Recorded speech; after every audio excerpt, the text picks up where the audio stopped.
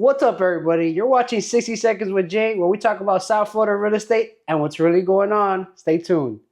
Now, before we get started, my name is Joel Vargas. I'm a licensed and insured realtor here in South Florida. If you're looking to buy, you're looking to sell, or if you need a storefront for your business, a warehouse, or storage, guys, I do it all. 305-988-2230, and I can't wait to work with you.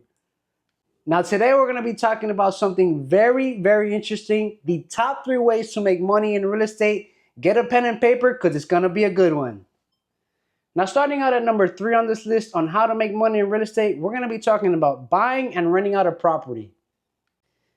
Now, the good thing about buying and renting out a property is that it's the most common way to make money in real estate. Ideally, you buy the property and you rent it out at a price that covers the mortgage and any other additional expenses. Now, here's the bad thing about buying and renting out a property. First, you have to make sure that the property you're purchasing does not have any rental restrictions, meaning that when you actually purchase the property, you are allowed to rent it out. The second bad thing about buying and renting out a property is that in today's rate, with today's interest rate, if you were to do a traditional 30-year mortgage, you really have to crunch the numbers down to see if you're going to be even profitable being able to buy and rent it out.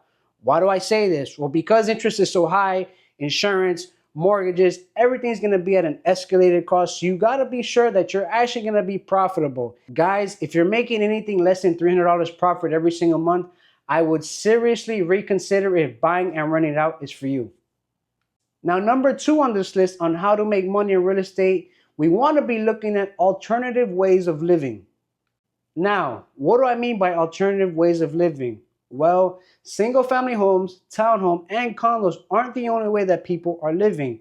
You also have other options such as tiny homes, containers, and mobile home. You're seeing these more and more in today's market because they are much more affordable to be able to purchase and live in these type of properties. Now, what's the good thing about alternative ways of living? Well, guys, it's going to come down primarily to cost. The building materials are going to be much cheaper and it's going to be much less labor intensive to be able to build that home, ultimately resulting in a cheaper property for someone looking to buy a home. Now, what's the bad thing to looking at alternative ways of living? Yes, you can make thousands of dollars doing this. But if you're looking at alternative ways of living, you're going to want to purchase the land the property sits on. Tiny homes, mobile homes, and container homes all need land to sit on. What does this mean? If you're looking to buy land to put property on there, you're going to need to check the zoning rules and regulations to make sure that it's allowed. But ultimately, you can do this in 2 ways. Let's say you have the property on the land. You can sell the property, keep the real estate, and rent out the actual land to the person that purchased the property. Or option 2 is you can sell both the land and the property as a package deal, ultimately increasing your profits in the transaction. Now, the number 1 way to make money in real estate in today's market, we're talking about commercial real estate. That's right, commercial real estate, specifically single tenant, triple net lease rentals. Now, here's the good thing about single tenant, triple net leases. First, the rental lease terms are usually 1 to 5 years. It's a much longer lease term as compared to residential rentals. Number 2, the actual rental amount is usually double or triple what you would make off a residential lease. And 3, the tenant is going to be doing updates to the property and remodeling the property to be able to bring more business into their shop. What does this mean for you as the owner? Well, when you get that property back, you're going to have a property that's increased in value due to the upgrades, and you're going to be able to charge more for that next rental because you have a much nicer property to put back on the market. And number 4, typically with commercial real estate, you can come up with much more creative financing deals to purchase a commercial property. Seller financing is actually very, very common when it comes to commercial real estate.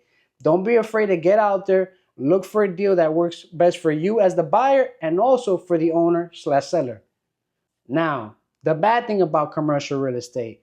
Guys, the bad thing about commercial real estate is that it's typically much more expensive than residential real estate. Some properties range anywhere from a couple $100,000 to very easily in the multi-millions of dollars to purchase a property. However, just like we said, Don't be afraid to look at creative financing deals such as seller financing. Get the property, get in there, add value, charge top dollar for that rental.